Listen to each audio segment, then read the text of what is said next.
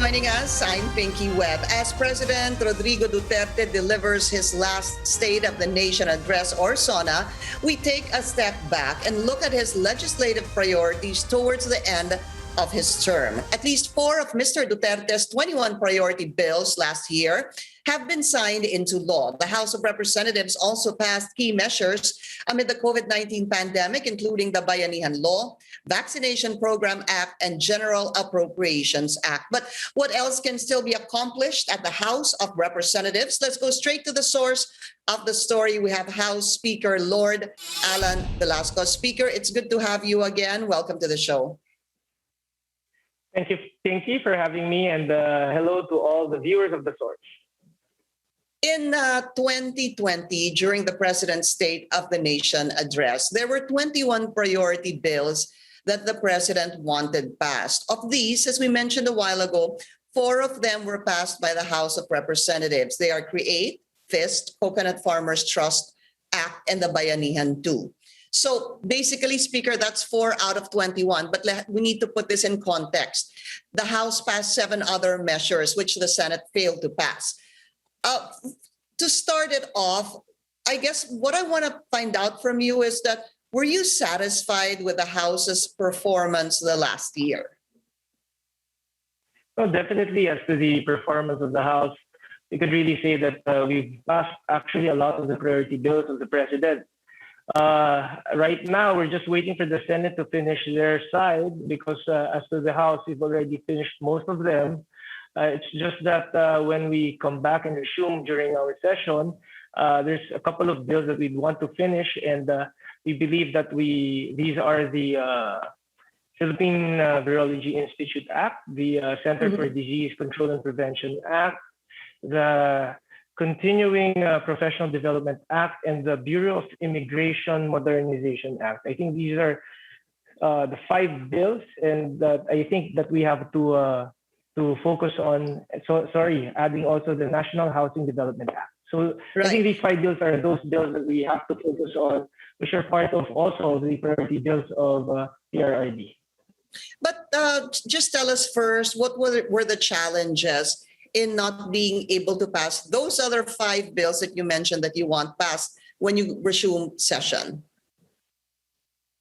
Well, most of the challenges, because if you remember, Pinky, when I resumed, that was back in October 2020, we're in the middle of budget season. So I was pressured and I was tasked to finish the budget on time, mainly because the October or the 2021 national budget actually contains a lot of COVID-19 pandemic response that we actually really need. So the whole House, especially during budget season, we're really focused on trying to pass it on time. And at the end of the day, we don't want a reenacted budget. And due to the cooperation of each and every member of the House, we're able to pass the 2021 national budget on time. So those are one of the factors that we looked at, the reason why we weren't able to pass these 5 other bills.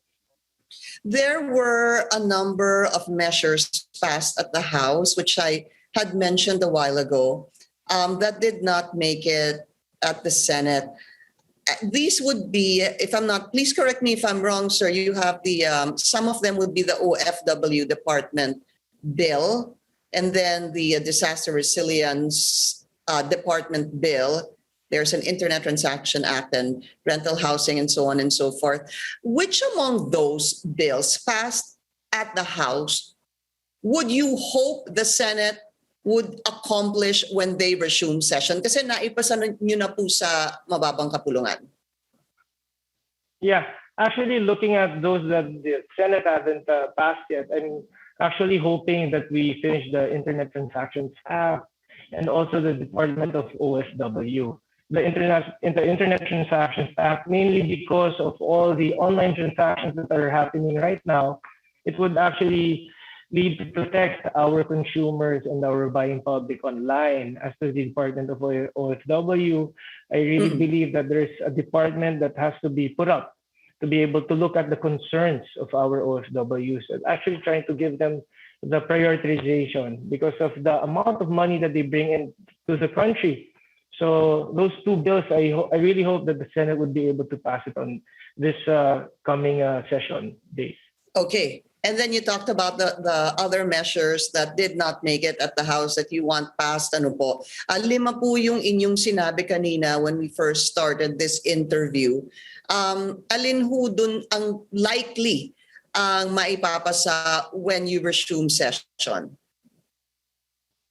Likely, definitely looking at the House, Pinky.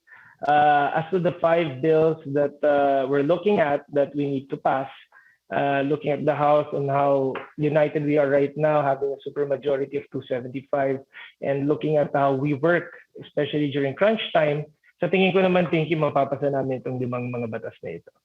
Pero kasama ho dyan, di ho ba yung death penalty for drug convicts? The death penalty wasn't actually discussed during the LEDAC, Pinky. So Okay. it's not in my list now. But to be honest, personally, if I'm going to be asked, I'd push for the death penalty involving drugs. But that remains to be a very controversial bill. Ano po? With the super majority at the House of Representatives, do you think you can influence, or do you think you will be able to pass this death penalty for drug convicts? Hopefully, we will try, Pinky, but even if we pass it in the House, in the lower house, I believe we'll have a big hurdle in the Senate. Opo. Meron pa pong hindi din nadidiscuss even on the committee level, I believe. You mentioned a while ago, no, the National Housing Development Bill, sir? Yes, sir. Yes, ma'am. Opo. So that's also a priority. Yes. And what about the creation of the Boracay Island Development Authority? Well, as to the bill, we're still studying it. It has already passed the committee level. And most probably when we get back on July 26th, we may be able to tackle that in plenary. Okay, we need to take a very short break. The source will be right back.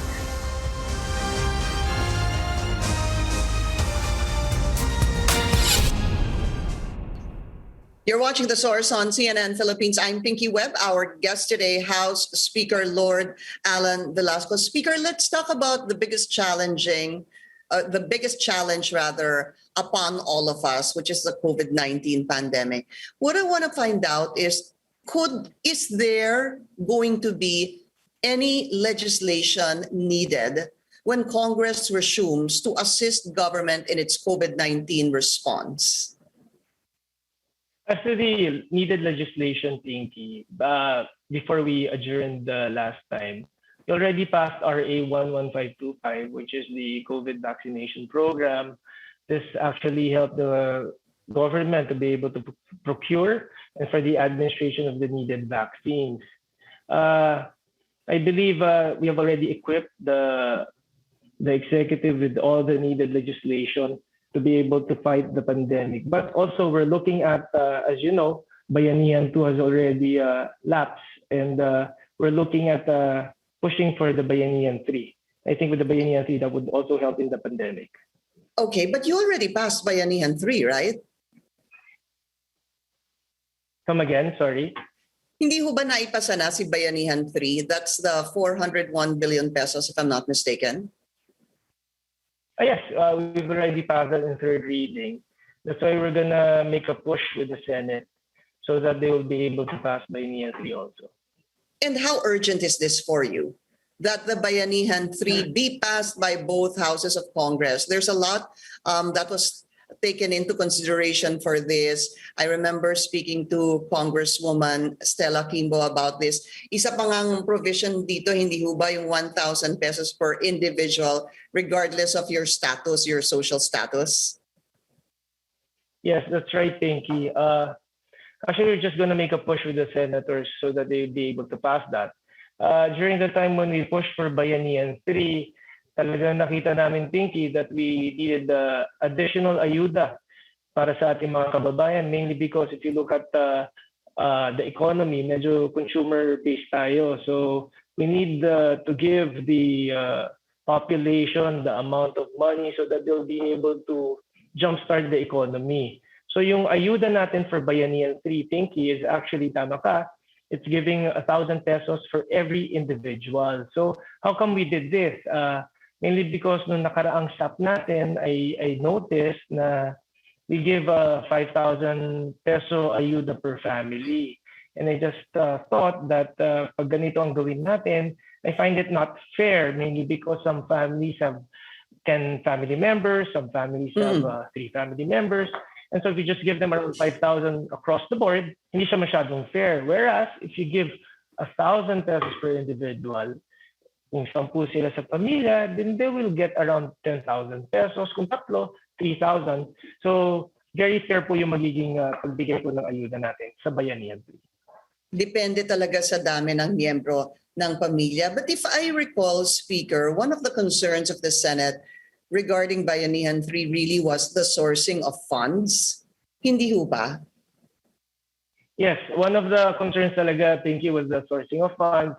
But due to the close coordination with the Department of Finance, with Secretary Dominguez, last time we spoke, he said that they were already looking for the needed funds for Bayanihan 3. And I think and I believe that they actually have already found the said funds. Lalong-lalo na ngayon, Pinky, we're given a negative rating. So very timely po na maipasa natin itong Bayanihan 3. And is the House, or are you, as Speaker, open to possible additional funding for COVID-19 response over and above, sir, the 401 billion pesos under Bayanihan 3, given that we already have local cases of the Delta variant here? You know, as the DOH always says, and health experts, this is evolving. You don't know what's going to happen in 1 week or even in 2 weeks. And of course, nandun din po yung isa pang issue dyan that there might be additional funding needed for the vaccination of the younger individuals. Yes, Pinky, Congress naman is always open for all the help that needs to be given to the executive, yung mga kinakailangan nila na ipasa ng mga legislation. We're always here to help, lalong-lalo na pag ito ang kailangan ng taong bayan para panlaban rito sa ating COVID-19 pandemic. Lalo na, sabi mo na nga, in Delta variant, which is very scary, no? Kinakailangan natin ng additional funding for pagbili natin ng additional vaccines, at lalo na yung mga anak po natin, yung mga na kinakailangan na mabakunahan natin. So definitely, Congress will always help the executive sa pangunguna po ng ating minamahal na Pangulo, sa PRRD, sa kanilang lahat ng pangangailangan na may ipasa na batas na makakatulong po sa ating sambayan ng Pilipinas. The Senate has had 2 rounds, Speaker, of what is called the Senate Committee of the Whole hearings, looking into how government is spending the budget allotted to them for the COVID-19 response. I know hindi mahirap po yung, I'm not even sure if there's such a thing sa House, but when you resume session, is it incumbent or is it going to be a priority to look into how government has so far spent the money for its COVID-19 response? No, definitely kailangan na yung Pinky. Alam niyo po, bukod sa aming power of the purse, we also have that power of oversight. So definitely lahat ng mga budget na pinapasa po namin is we need to find out whether it was being spent well. So I'm sure we're going to have a few hearings so that the executive will be able to explain and show to us kung saan na po nila nagamit ang mga pondo na inilaan po natin para sa pagsagot sa COVID-19 pandemic. I want to talk about controversial measures, Speaker. Unahin ko na po yung economic charter change na naipasa na rin po. This is the resolution of both houses number 2, to which I remember you were the author. Hindi ka pa po Speaker nun. Of course, there's a lot of concerns here, but sabi po nila, some are saying, hindi na po ito matutuloy. Kayo ho ba, would you be panatag ho ba kayo? Will you be okay na hindi, kung sakaling hindi nga ito matuloy, itong economic chacha? Siyempre, hindi tayo okay, Pinky kung hindi siya matuloy. But at the end of the day, here in Congress naman kasi, we cannot just like pass or push for legislative priorities or bills na we would base it on promise na papasa siya sa Senate or papasa siya sa plenary. But syempre, we have to push for legislative measures and bills na we feel strongly about na kailangan namin i-push na makakatulong sa ating mga mamamayang Pilipino.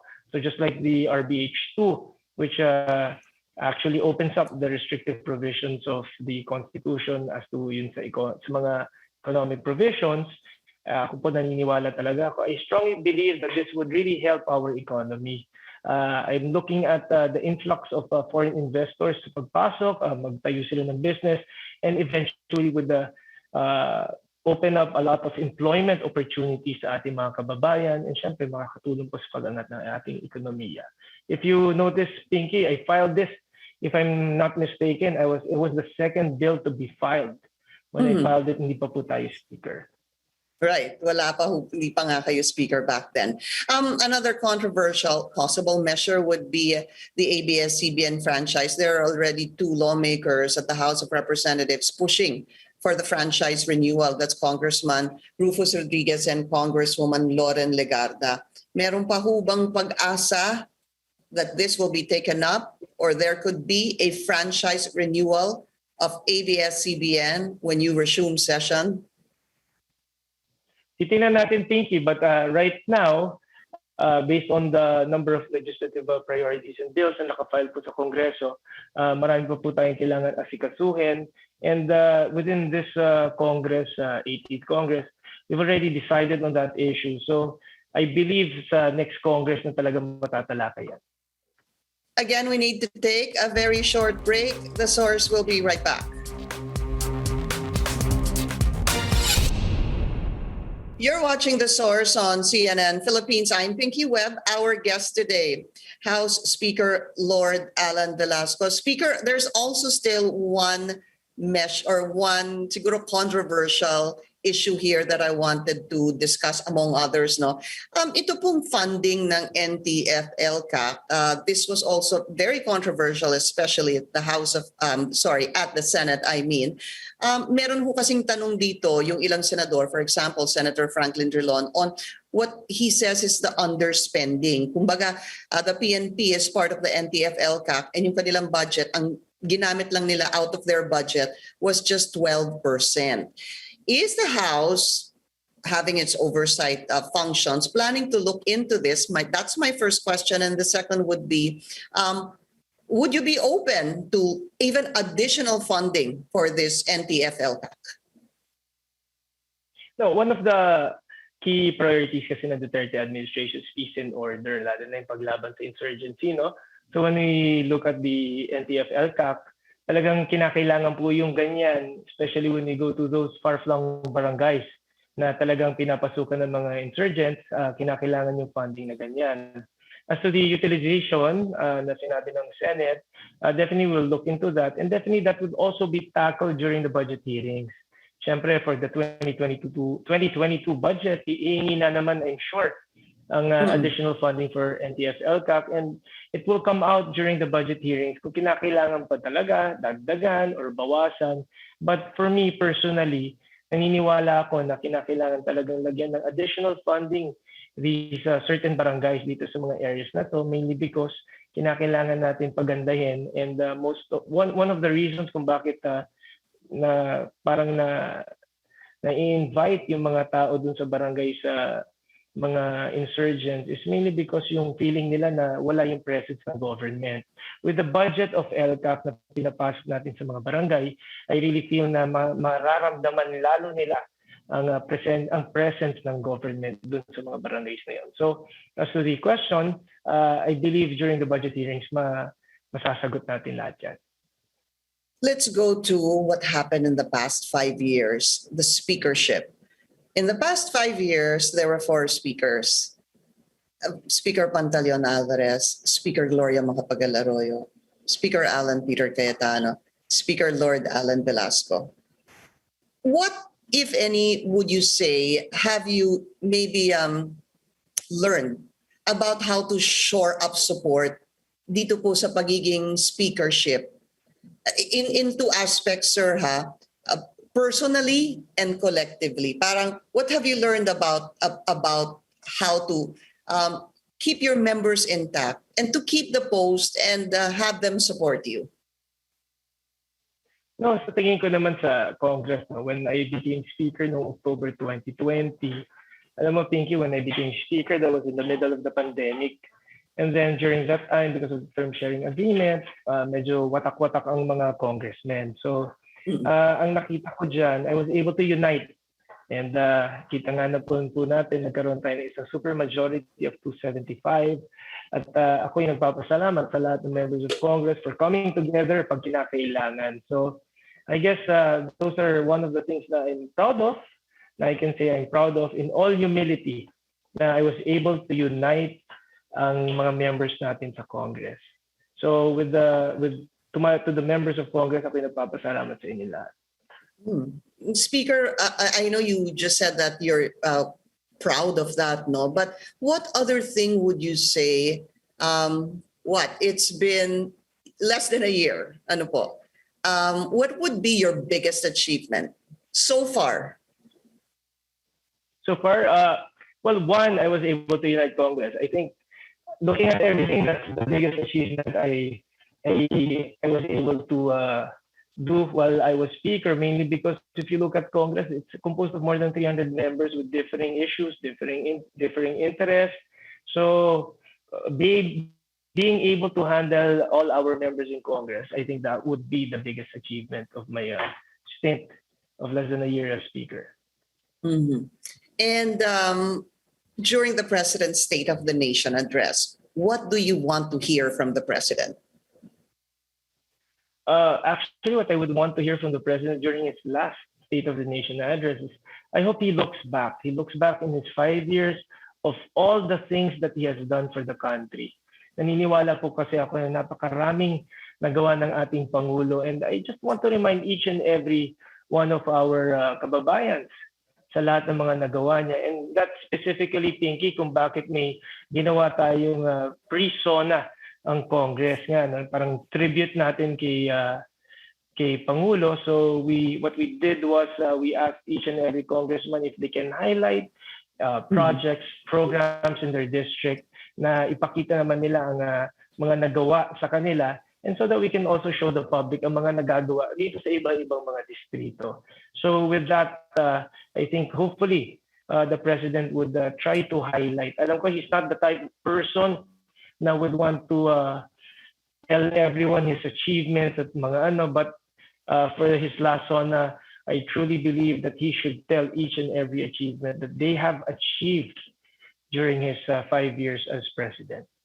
And if I were to ask you, sir, what would be the top 3 things that you would be possibly most proud of that the President achieved?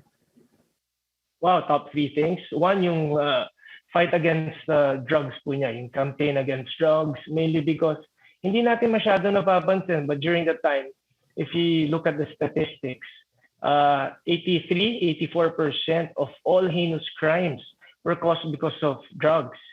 Yung hindi naman heinous crimes, 54% were caused because of drugs. But because of his dedication in his fight against illegal drugs, nakat na po ito by 50%. So, yung mga natitira, kaya nga sinasabi ko nga, Pinky, I'm kind of saddened that down to the last year na si Pangulo, and that's why we're trying to look for someone who can continue what he has already started. So that's first. Second po, yung pagbibigay niya pahalaga sa free tertiary education. Napakaganda. Kala po natin hindi natin magagawa ito, but during his administration, binigay nga po natin yung free tertiary education sa mga estudyante. And lastly po, yung kanyang universal healthcare. Napakaganda po. Kala po natin na hindi natin magagawa na halos wala nang bayaran sa ospital ang ating mga kababayan. But because of yung tinasa po natin universal healthcare, napakaganda at malaking tulong sa ating mga kababayan. I think those top three things are yan ang talagang tumatama sa puso ko at sa ating mga kababayan.